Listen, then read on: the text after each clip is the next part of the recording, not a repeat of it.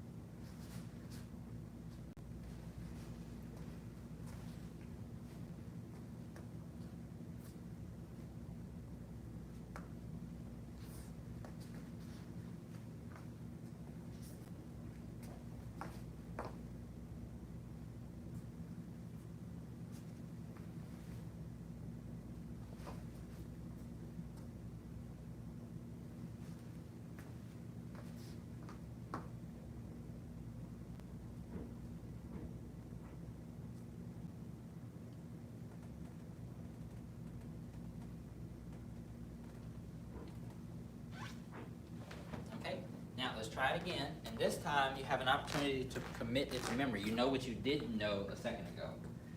So here we go. Just from here, we did our inside block, we pivoted and we struck. Inside block, pivot and strike. Wave, reach, 1 and 2. The same motion, same 4 motions on the other side. We're going to lift, here, reach, over top, striking, and pull it. BTS. Now, let's exercise your short-term memory. Give it a try. Go. Right after you've just done it, give it a try. See what you remember.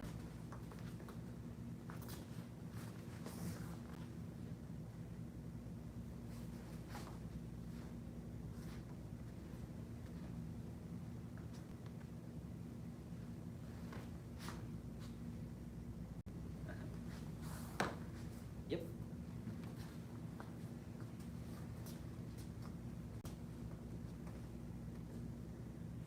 Okay. Now we're going to do it one more time. Just straight up. Stand over here. And then you're going to have an opportunity to genuinely try it on your own. And when I say try it, you have to do it 5 times total, which means you have to really commit these to memory. So if you can't do 5 motions, then you can do 4 motions. If you can't do 4 motions, you can do 3. If you can't do 3, you can do 1. Just go ahead and skip down to 1. And if you can't do 1, you can do half a motion. Well, you will be able to remember one of these moves by the end of the day. Does that make sense? Yes. So when you come to class, don't come to class just to exercise. You want to come to class and remember what you did and practice consciously. So let's do it again. From here, if you don't remember anything, you remember 1, pivot, right? That's move number 1. Move number 2, same thing, striking. After that, what's move number 3? Wave up and lift. What's next? And what's next?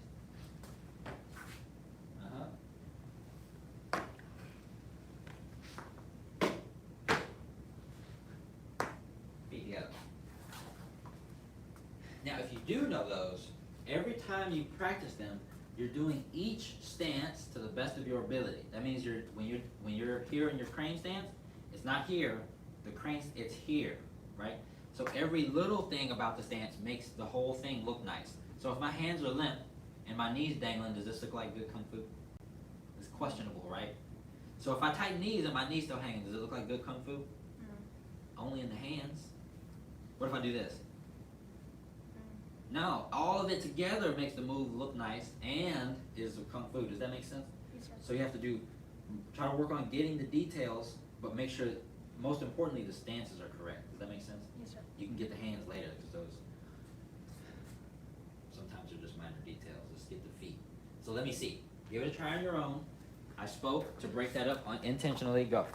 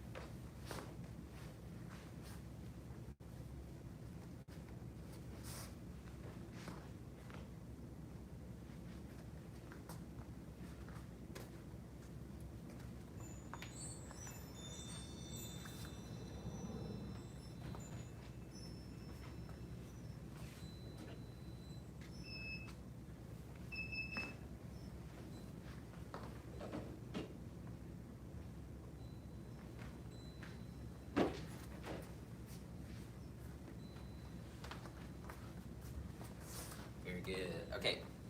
So, the last moves are easy. You've committed those to memory, and you might not remember these last motions. That's okay. Just because you drove those other ones in just now, sometimes brain can only take so much. But let's give it a try. Let's see what we can do. So let's repeat what we just did.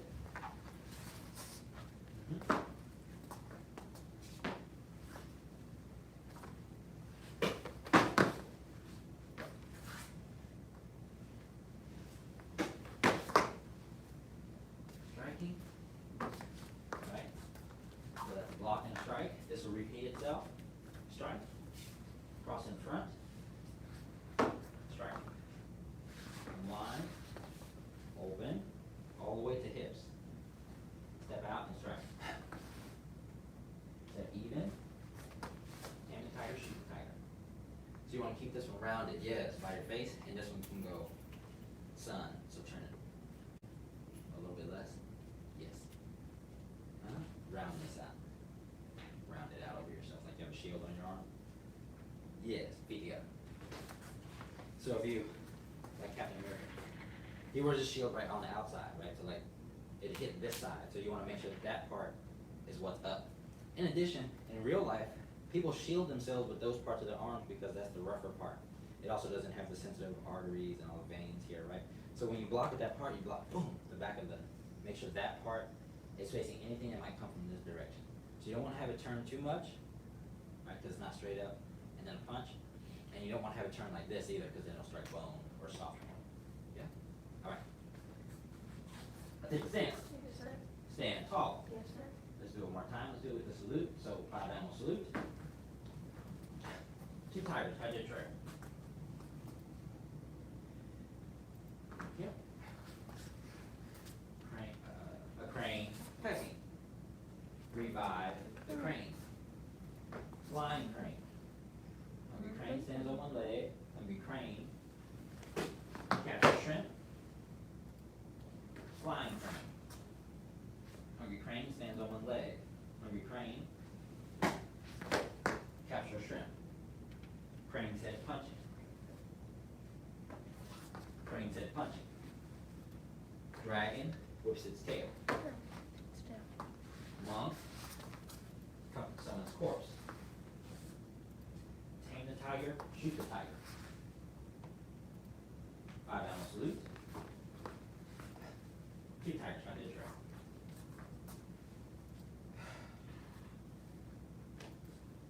Very good. Okay, so there we are. The path of self-mastery requires a creative spirit. A creative spirit has no self-doubt. The path of self-mastery requires a creative spirit. A creative spirit has no self-doubt. The path of self-mastery requires a creative spirit. A creative spirit has no self-doubt.